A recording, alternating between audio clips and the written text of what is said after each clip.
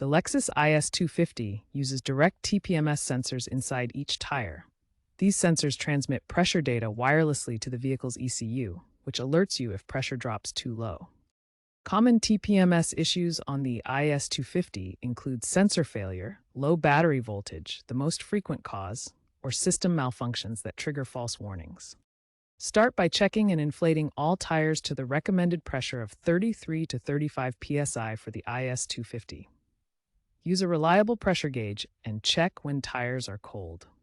Next, try a TPMS reset. Turn the ignition to on position without starting the engine. Press and hold the TPMS reset button, usually located near the steering wheel, for 3 seconds until the TPMS light flashes. Finally, drive the vehicle at 25 miles per hour for 20 to 30 minutes. This allows the sensors to recalibrate and relearn the baseline pressures.